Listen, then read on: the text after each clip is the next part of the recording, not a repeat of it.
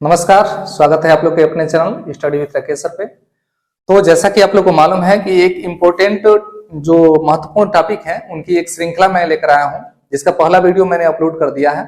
यदि आप वो वीडियो नहीं देखे हैं तो जाकर देख लीजिए। ये कक्षा 10वीं के लिए, यूपी बोर्ड कक्षा 10वीं के लिए सामाजिक विज्ञान में जो इतिहास पार्ट है उसका चैप्टर नंबर 2 है, यानी भारत में राष्ट्रवाद।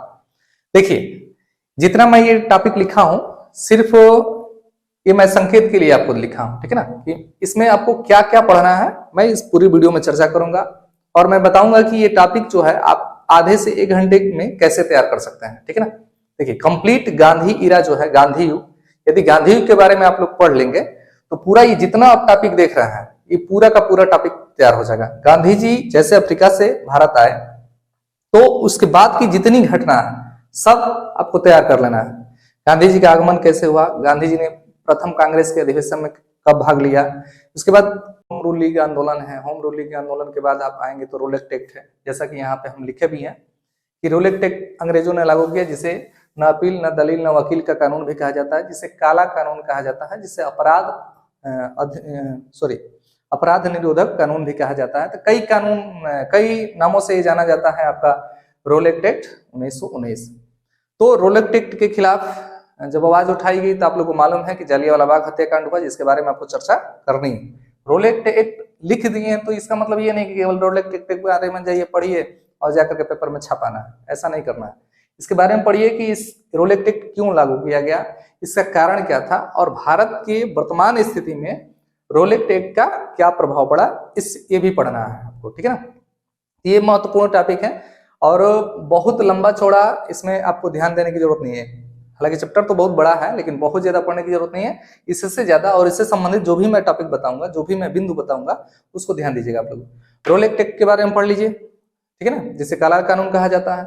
उसके बाद गांधी जी का जो नमक यात्रा है जिसे दांडी मार्च कहा जाता है, तो दांडी मार्च के बारे में जरूर पढ़िए, ठीक है ना। गांधी जी की जो नमक यात्रा है दांडी मार्च के बारे में जरूर पढ़िए और इसमें कितने लोगों ने भाग लिया था, कहां से कहां तक दांडी मार्च गया था, इसका क्या प्रभाव पड़ा अंग्रेजों के ऊपर। उसके बाद बीच में एक टॉपिक है गोलमेज सम्मेलन, ठीक है ना। तो ये गोलमेज सम्मेलन के बारे में थोड़ा सा ब्रीफ आप अध्ययन कर सकते हैं।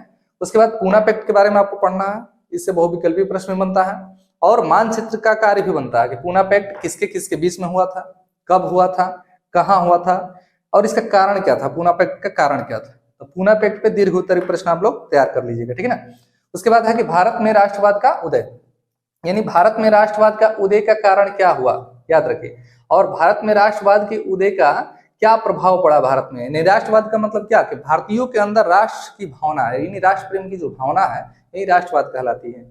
तो भारत में राष्ट्रवाद का उदय, इसके बारे में आपको कारण पढ़ना है। इसमें कौन कौन से वो लोग थे जो महत्वपूर्ण भूमिका निभाए थे और भारत में राष्ट्रवाद का क्या प्रभाव पड़ा, इसके बारे में आपको अध्ययन कर लेना है, ठीक है ना। असहयोग आंदोलन के बारे में पढ़ना है कि असहयोग आंदोलन क्यों चलाया गया था, ठीक है ना।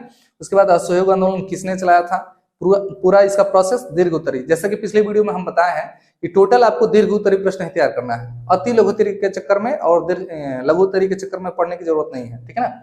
चंपारण सत्याग्रह बहुत इंपॉर्टेंट है, इसका सन भी पूछ देता है बहुविकल्पी में। खेड़ा आंदोलन जिसे खेड़ा सत्याग्रह कहा जाता है। उसके बाद भारत छोड़ो आंदोलन कब हुआ था, इसका कारण क्या था, कहाँ हुआ था, इसके बारे में आप लोग को पढ़ लेना है। और एक टॉपिक जो नीचे हम लिखे हैं कि भारत में नव जागरण काल, तो भारत में नव जागरण काल हम क्यों लिखे हैं, हालांकि इससे दीर्घ उत्तरीय प्रश्न बनने का चांस तो कम है, लेकिन देखिए भारत में नव जागरण काल को भारत में पुनर्जागरण काल भी कहा जाता है, ठीक है ना। इससे अति लघु उत्तरीय प्रश्न और बहुविकल्पीय प्रश्नों में पूछ देता है कि भारत में नव जागरण काल के जनक किसे कहा जाता है, आर्य समाज का स्थापना कौन किया था, ब्रह्म समाज का स्थापना कौन किया था। ये जितने छोटे छोटे प्रश्न हैं तो थोड़ा सा इनके बारे में आप लोग पढ़ लीजिए। बाकी बहुविकल्पी की सीरीज मैं जल्द ही लाने वाला हूं और मानचित्र का सीरीज। तो ये वीडियो में जो दूसरा चैप्टर हम लोग का भारत में राष्ट्रवाद का उदय, तो उसके बारे में था। और यदि आप हमारे चैनल पर नए हैं तो प्लीज चैनल को सब्सक्राइब कर लीजिएगा। वीडियो पसंद आता है और यहाँ तक आ गए हैं देखते देखते, पसंद है तो लाइक कर लीजिएगा। मिलते हैं अगले वीडियो में, तब तक देखते रहिए आप लोग का अपना channel study with Rakesh sir. धन्यवाद।